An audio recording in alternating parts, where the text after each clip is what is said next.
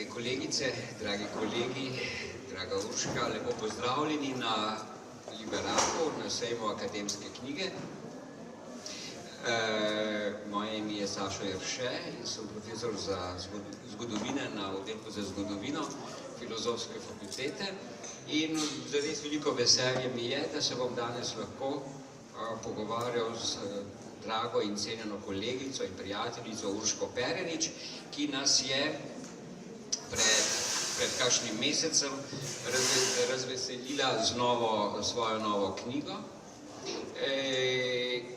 Urška Perenič širša javnost lahko pozna po njenih sijajnih biografijah Jurčiča, Tavčarja in pa tudi Luize Pesjakove oziroma rojene Krobat. Je pa njena nova knjiga, torej Urška Perenič je priznana in cenjena in zelo plodovita literarna zgodovinarka, je pa ta nova knjiga z naslovom Biedermajerski dnevnik kot ego dokument med pravico srca in meščansko-stanovskim korzetom precej drugačna od knjig literarnih biografij, literarno-zgodovinskih biografij, kot so njene prejšnje. Draga Urška, čestitam najprej za knjigo, zelo dobro se bere.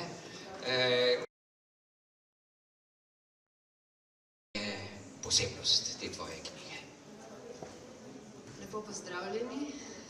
Posebej pozdravljam vse, ki ste si vzeli čas za to kar zgodnjo uro in nekako izrazili pripravljenost, da prisluhnete morda ne tako enostavni, čeprav zelo zanimivi in meni dragi temi Biedermajerju. Posebej pozdravljam študente, študentke, kolege.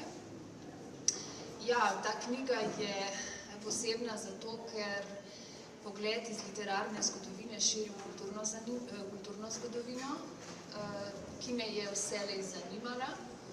In če sem nekoliko samokritična stališča literarne zgodovinarke, lahko rečem, da mi je takšen raziskovalni pristop, ki ima tudi neke močnejše zgodovinske temelje, marsikaj v literarni zgodovini pomagal dojeti drugače. Lahko rečem, da je moje gledanje na literaturo tega obdobja, torej 19. stoletja, s katerim se prvenstveno ukvarjam, celostnejši, popolnejši. In ko človek nekako se dobi tak pogled, pravzaprav začne preupraševati tudi nekatera v literarni zgodovini utrjena spoznanja. Bom dala en čisto konkreten primer, da si boste morda lažje predstavljali. Pripovedništvo Luize Krobat-Pesjakove je bilo v literarni zgodovini, če zdaj naredim nek tak splošen in zelo hiter pregled, uvrščeno pod pojem ženske oziroma trivialne literature. Če preučuješ predmarčno dobo, salone, ljubljansko meščanstvo, se zelo hitro izkaže, da tak pogled ni najbolj v redu, oziroma vrže to povsem drugačno luč na njeno pripovedništvo.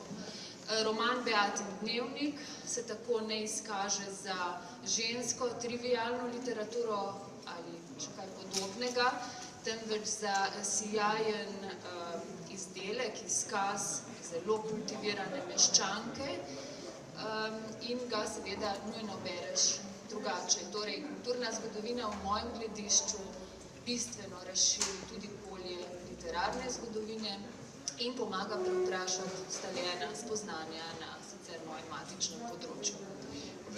Tukaj se malo upozorim bralce ali tisto, kar je bilo zame v dveh teh tvojih delih, posvečeni Luizi Pesjakovi, posebej preko zanimivo ali pa eno tako razsvetljenje, to je v tisti knjigi Luize Pesjakovi Pesmi za slovensko mladost v zrcalo Biedermajerja in pa zdaj v tej novem delu Biedermajerski dnevnik je eno presenetljivo ena kultiviranost tega slovenskega meščanstva ali pa ljubljanskega meščanstva v prvi polovici 19. stoletja, ker danes mi Ljubljano, torej imamo zdaj tako lepo mesto ali pa eno tako lepo mesto. Takrat je bilo to eno pravzaprav provincialno mesto v svojih, rekel, urbanističnih zasnovah, ampak sicer pa ti dve knjigi kažete, ali pa tudi sicer, kar recimo zdaj danes že vemo o tem meščanstvu, ena zelo kultivirana scena. Ena zelo kultivirana scena in Luiza Pesjakova, ki je gotovo, oziroma Krobat, ki je gotovo ena izjemna figura, izpričuje že v svojih mladih letih eno visoko stopnjo kultiviranosti, razgledanosti, ki je impresivna. In bi rekla za današnji čas nedosegljiva. Dnevnik je napisala v svojem 16. letu, ki je tisti čas, o tem piše tudi France Kidrič, Prešernoslovec, dejansko pomeni vstop v odraslo dobo. In njen kulturni nivo in standard znanja je v resnici izjemen. Narediš eno tako življenjsko skico Luize Krobat. Kdo je Luiza Krobat? Ja, kdo je pravzaprav Luiza Krobat? Če izhajam iz Biedermajerskega dnevnika, imam pred sabo skoraj da 16 let staro meščanko, ljubljansko, potem bi rekla takole. Luiza Krobat je prvorojena hčerka ljubljanskega odvetnika Blaža Krobata, ki je bil prijatelj, sošolec in delodajalec, upam si reči, še vedno našega največjega pesnika Prešerna. Skozi dnevnik pa se kaže predvsem kot izjemno kultivirana bralka, redna obiskovalka ljubljanskega stanovskega gledališča, tudi popotnica, ki se občasno z očetom, advokatom odpravi za posli in se vmes še izobražuje. Ja, bila je tudi nekdo, ki ni bil deležen formalne izobrazbe, razen nekaj časa na zasebnem zavodu skupaj z brati, kar pomeni, da se je večino svojega življenja samo izobraževala. Je tudi sprehajalka, sprehodi, sprehajanje so v knjigi predstavljeni kot izjemno pomembna meščanska praksa, ki je služila utrjevanju meščanskega habitusa, je tudi plesalka, redna obiskovalka kazimskih slavnosti, tako imenovanih cesarskih plesov. V vsakem primeru nek idealni tip meščanske posameznice, ki je, in to skuša prikazati v knjigi, na eni strani sledeč željam svojega srca, in to v podnaslovu pomeni pravica srca, vendarle sledila zahtevam stanu, ki mu je pripadala, torej meščanskega stanu. In jaz skušam v knjigi izrisati ta napon, napetost med neko osebno pravico in med zahtevami družbe oziroma meščanskega stanu, pri čemer, verjeli ali ne, Luiza Pesjakova oziroma Krobat ni nekdo, ki bi se revolucionarno upiral tem zahtevam, ampak je nekako svojo identiteto iskala v območju družine in širše ljubljanske družbe. Bila pa je tudi Prešernova učenka, pravzaprav najboljša učenka. Zdaj pa, če naredim skok naprej, pa lahko rečem, da je bila izjemna in vsestranska slovensko-nemška literarna ustvarjalka. Ampak njene ustvarjalnosti si pravzaprav ne bi mogli predstavljati brez simbolnega kapitala, ki ga je dobila v svojem otroštvu in mladosti. O tem sem prej tudi uvodoma govorila, zato se mi je to zdelo nujno raziskati. A dava v ponazoritev tega, kar si pravkar povedala, besedo Luizi Krobat sami? A boš ti Luiza Krobat, a bom jaz Luiza Krobat? Pa bodi ti. Takole gre, en dnevnik je pisan v nemščini, ampak ga je Urška izbrane odlomke prevedla v slovenščino. In takole gre en zapis iz aprila 1844. Včeraj smo si ogledali italijansko otroško opero, ki je imela tu 10 predstav. Poslušali smo Seviljskega brivca. Augusto, najstarejši izmed otrok, ki je star komaj 15 let, je bil zmagovalec večera, saj mu je uspelo združiti zelo prijeten, živahen, zunanji videz, resnično čudovit nastop in čist, čudovit sopranski glas. Ida, ki je igrala Rozino, ima izjemno čist in mojstrsko šolan glas, vendar je na njem nekaj neprijetnega, posebej v nižjih glasovnih legah, kar je posebej opazno, ko s pevom drugih sledi njeno petje. Eduardo, 8 let, je najdražji. Marsikateri starejši pevec bi si želel takega nastopa v vlogi Basilija. Navdušujoče je opazovati, kako se te male postave prosto in graciozno gibljajo na odru. Zdi se, da so na njem povsem domače, nimajo nobenega prišepetovalca in z občudovanja vredno natančnostjo zapojejo pesem. Njihov oče, Giuseppe Vianesi, jim je učitelj, še več, njihovo petje spremlja na klavirju, čeprav igra zelo mojstrsko, mora biti zelo v zadregi. Njegove oči so vedno uprte v otroke. Zagotovo je v večjem strahu, kakor oni. Lepo sem se imela. Bruder je bil z nami, Louis Zajmwert, to je njena velika ljubezen, iz katerega potem ni bilo nič. In skozi te njene zapiske je človek več žalosten, ker nekako ve, da ne bo nič, ampak bila sta se pa zelo zaljubljena. In je tako, človeku je kar hudo. No, ampak Luiza Pesjakova pravi, Louis je bil tam tudi, mislim, precej v naši loži. Tako Augusto in Kalisto, Kakorida, so nas pogosto počastili s svojimi pogledi.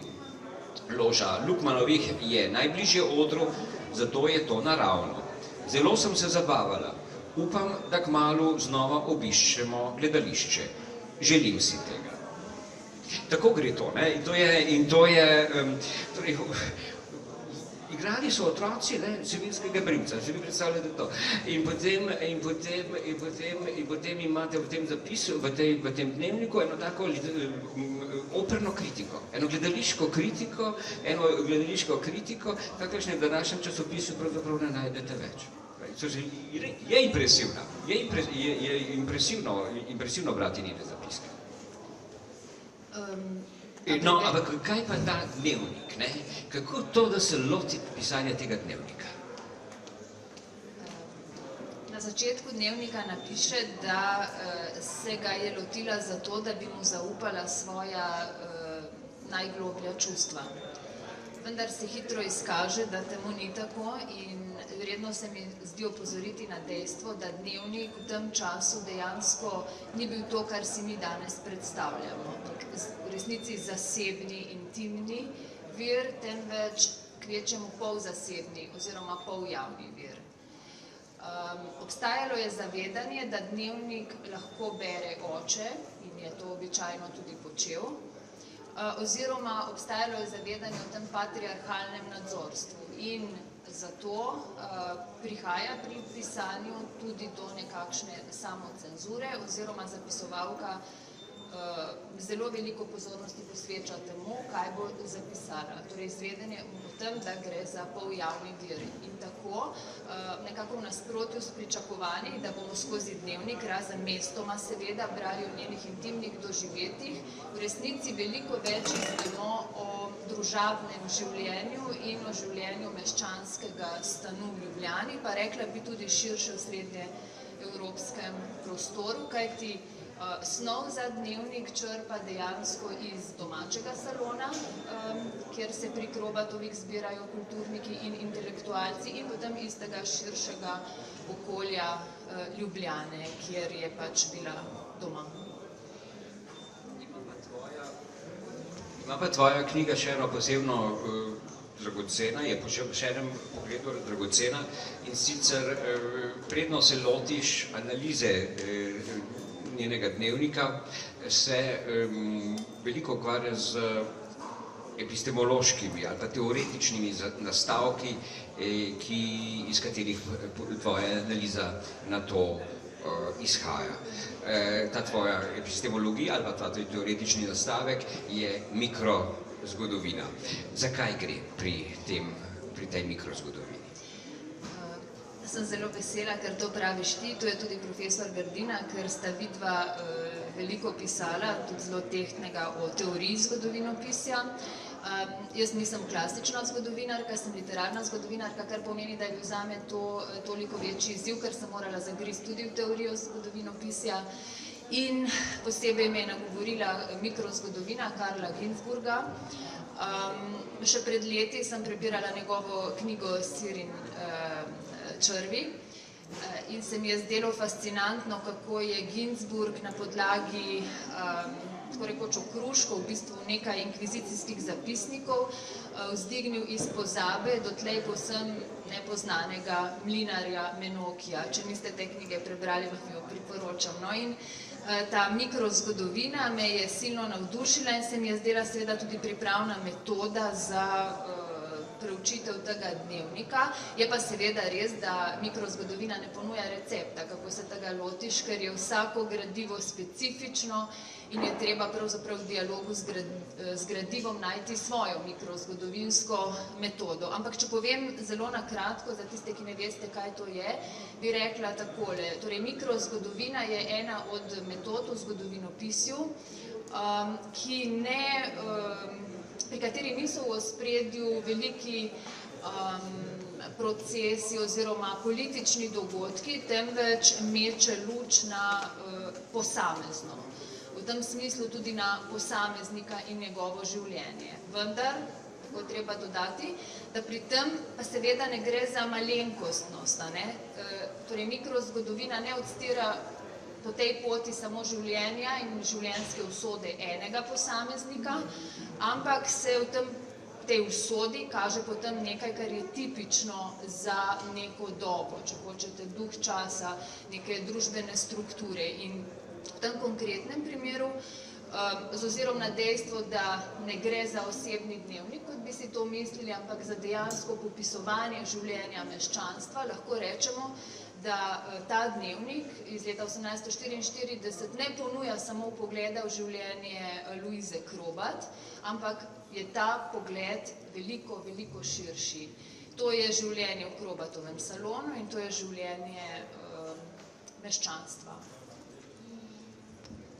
Kaj ti je bilo kot raziskovalki, ko si se ukvarjala z dnevnikom in z tega mikrozgodovinskega, s to mikrozgodovinsko perspektivo ali pa s mikrozgodovinsko epistemologijo najtežje kot raziskovalci, kje so bili tisti najtrši orehi, ki jih je bilo potreba streti, in pa na drugi strani, kaj ti je dajalo največ veselja v primerjavi z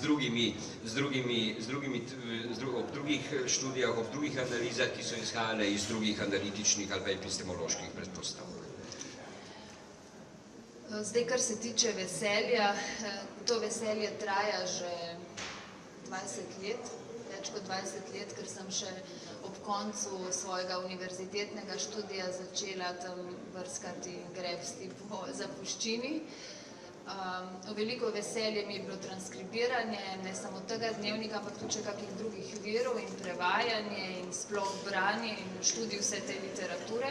Ampak tak zelo trd oreh pa je bil, bi rekla, naslednji. Dnevnik je posejan z ogromno podatki, vtisi, opisi. In pravzaprav je bilo to, kar sem jaz počela, podobno sestavljanju mozaika iz drobnih kamenčkov. Veliko je bilo treba brati tudi med vrsticami ali, če hočete, proti namenu, da sem pravzaprav izluščila tudi informacije, ki jih je avtorica nevede posredovala. In pravzaprav sem morala v nekem trenutku samo sebe zamejiti, kajti lahko bi se ukvarjala samo, denimo, na področju kulturnega zgodovinopisja z zgodovino oblačenja, z oblačilno kulturo. Potem se je izkazalo, denimo v nekem opisu, da je šla Luiza Krobat na Rožnik, kjer so kadili. Tu bi lahko napisala zgodovino kajenja. Potem je bilo treba preučiti plese, zgodovino plesov v tistem času. Potem sprehajanje kot meščansko prakso, ki je bila spet povezana z oblačenjem. A preberemo izleto, kako so šli v Šentvid. Jaz pa pokomentiram na kratko. To je opis izleta v Šentvid. Čakaj, bom prebral najprej, pa boš pa komentiral. Včeraj, torej šli so in sicer 29. julija so se odpravili v Šentvid. Včeraj smo preživeli dan v Šentvidu. Ob 6. uri zjutraj smo se odpravili na pot. Tini Burger, to je njena prijateljica, je šla z nami. Mama, Eugen in Mali, to sta bila sorojenca, so nas popoldne dohiteli. Hodili smo zelo hitro, saj smo potrebovali komaj 1:15 minut, to je zelo hitro. Dopoldne je minil ob planinskem pohodu, sprehajanju, branju in obisku pri župniku Potočniku. Po skromnem kosilu smo si privoščili malo počitka, imeli smo siesto. Ob 4. popoldan smo se povzpeli na precej visok zvonik, kjer smo bili za naš trud nagrajeni s čudovitim razgledom. Z enega od oken stolpa se vidi Ljubljana in sicer tako jasno in blizu, da se zdi, da ni niti 4 ure stran. Z okna nasproti se vidi lepa pokrajina proti Kranju, z 3. okna Šmarna gora, Kucing, Vižmarje, 4. katerega razgled je sicer zelo omejen, župnišče in del Šentvida. Občudovali smo tudi melodično zvonenje te resnično lepe cerkve. Ravno ko smo bili v cerkvi, je prišla mama. Nato smo se vrnili k naši prijazni gostilničarki, kmetici, pri kateri je Urša, to je ena dekla njihova, delala, preden je prišla k nam. Skakali in plesali smo po travniku, na travniku jedli kislo mleko, plezali po drevesih, se povzpeli na silos. In ko smo se dodobra ogreli in utrudili, je bil čas, da se odpravimo domov. Mama je za tiste, ki so bili preveč utrujeni, najela voz, vendar razen Mali, Eugen in Urše, nihče ni hotel nam. Raje smo šli peš, saj je bil večer čudovit. Klementine je bila spet ena sama poezija, tudi to je bila ena prijateljica. Ne glede na to, o čem smo se pogovarjali, je imela za vsak predmet pripravljenih nekaj verzov. Čeprav včasih niso bili najbolj primerni, sem morala občudovati njeno prizadevanje, da se je iz vseh mogočih knjig naučila pesmi na izust. To ni težko, če imaš dober spomin, vendar je za učenje takšnih malenkosti v taki količini potrebno posebno veselje. Tudi jaz znam na pamet nekaj obsežnejših pesmi, kakor so Schillerjeve Glocke, Handschuh, Toggenburg in tako dalje, vendar znam takšne malenkosti le, če si jih zapomnim ob prvem branju. Pot smo znova prehodili v dobri uri in 15 minutah, vendar smo bili resnično in zelo utrujeni. Kako prijetna je bila postelja, kako slasten je bil spanec. Ah, kako osvežujoč je pogosto ta brat smrti, ko počiva, torej spanec. Ah, kako osvežujoč je pogosto ta brat smrti, spanec, ko počivaš v njegovih rokah, pozabiš na vse skrbi, duh se osveži in telo se okrepi z novo močjo.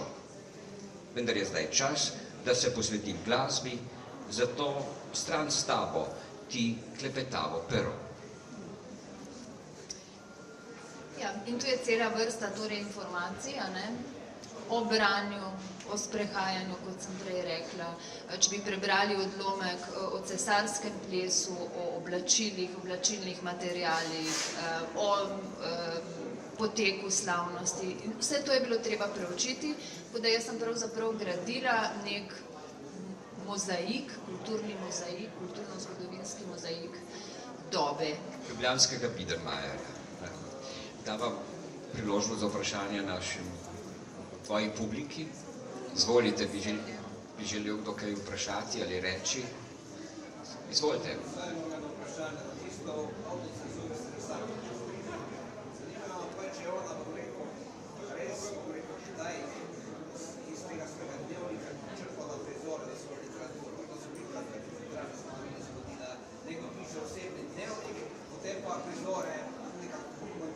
Ja, no, o tem sem prej govorila, omenjala sem njen roman Beatin dnevnik, ki ga je napisala pozneje. v 80-ih letih in ta dnevnik oziroma dnevniški roman je bil v literarni zgodovini pač se samo omenjal, deloma pejorativno, slabšalno, deloma se je potem to umeščalo med tako imenovano žensko literaturo. In jaz sem prav na podlagi teh dnevnikov ugotovila še pred leti, potem smo ta dnevniški roman tudi ponatisnili, da je graščina Š, ki se omenja na začetku romana, pravzaprav grad Šneberg, torej grad Snežnik, in v tem dnevniku imamo čudovite opise obiskov na tem gradu, ker je bil njen oče tudi pravni zastopnik tamkajšnjih lastnikov, tako da je potem to vključila dejansko v svoj dnevniški roman, samo da je tam protagonistka guvernanta Beata, v kateri pa spet lahko prepoznamo ogromno avtobiografskih potez oziroma Luizino duhovno obzorje, z ozirom na to, kaj ta guvernanta denimo prebira.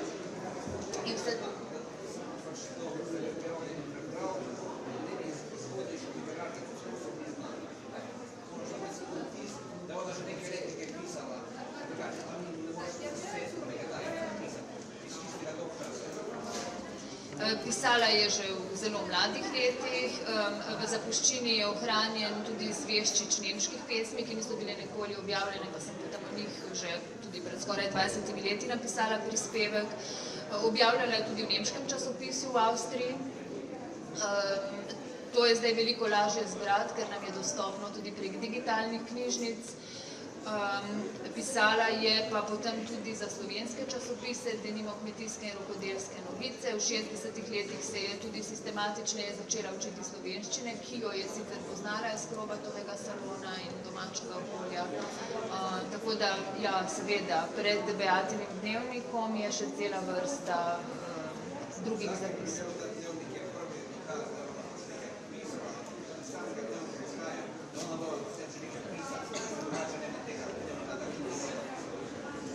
To me veseli, ko ste omenili nivo, ne zato, ker je to ustvarjalka, ki mi je ljuba, ampak dejansko ona je stremela visoko, njo lahko postavimo v pomembne slovenske literate, denimo Stritarja, pri katerem je tudi objavljala. To ni bilo nekaj pogrošnega.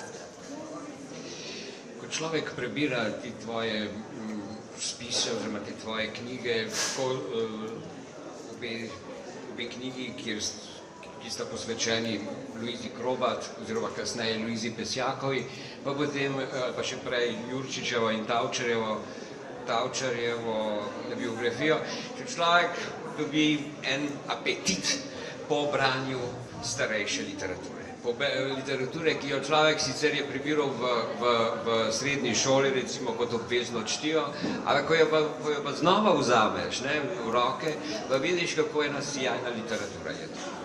Kako sijajna literatura je to, vsaj name je to naredilo velik vtis, kot rečeno, človek dobi apetit po branju starejše slovenske literature. A se motim, a precenjujem svoj lastni občutek? Ne, ne bo to spodbuda, jaz verjamem tudi študentom, ki se jim še enkrat zahvaljujem, da so tu. Ja, to je literatura, ki jo imam jaz preprosto rada, v kateri sem rasla in je ostala zvesta, čutim eno močno duhovno vez s to literaturo. Se mi zdi, da lažje razumem tudi kompleksnost svojega vsakdana in nasploh slovenske književnosti, da lažje razumem konec koncev tudi, zakaj je danes tako kot jaz z branjem in s težavami, s katerimi se spopadamo tisti, ki poučujemo književnost, kajti tudi dnevnik Luize Krobat nam pove, da je literatura včasih res imela ne samo bistvenejšo vlogo, ampak tudi drugačno, da ni služila samo razvedrilu, da je bila zelo pomembno sredstvo, to tudi v knjigi pokažem, samovzgajanja, da je služila kot ogledalo nekih moralnih vrednot, da je zelo določala tudi posameznikovo obzorje in konec koncev tudi dojemanje in doživljanje sveta. Ne predstavljam si namreč, da bi se danes nek 16-letnik, 16-letnica odpravila na popotovanje in doživljala okolico skozi oči knjig, ki jih je prebrala.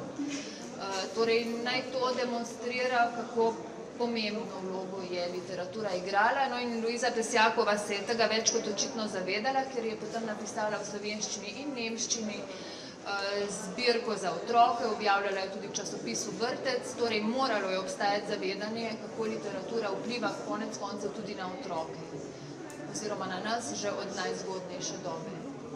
Pa še nekaj mi je vredno, še en je pomemben impuls, kaže ta tvoja produkcija ali tvoje biografije. Namreč o tem, kako pomembno je pisati biografije, ker slovenski zgodovinari pa slovenski literarni zgodovinari se redko lotevajo pisanja biografij, ampak skozi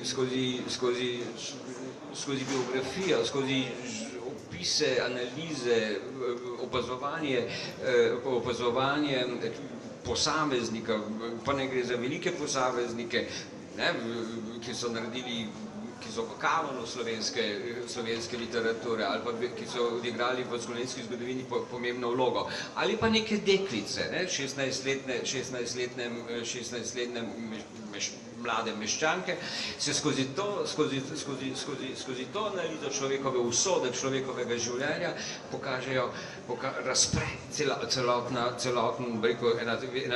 ena široka pokrajina časa dilem, ki jih imajo ljudje v svojem času, upanj, želja in njihovih usod, ki so pravzaprav usode vseh nas lahko. Ena biografija pa še manjka, ampak smo na dobri poti, da jo dobimo, namreč ta bova izdala Skrivnost, namreč manjka nam biografija o Primožu Trubarju. In sva se tako lotila že pred časom in je na dobri poti, da v luč sveta ogleda tudi biografija o Primožu Trubarju.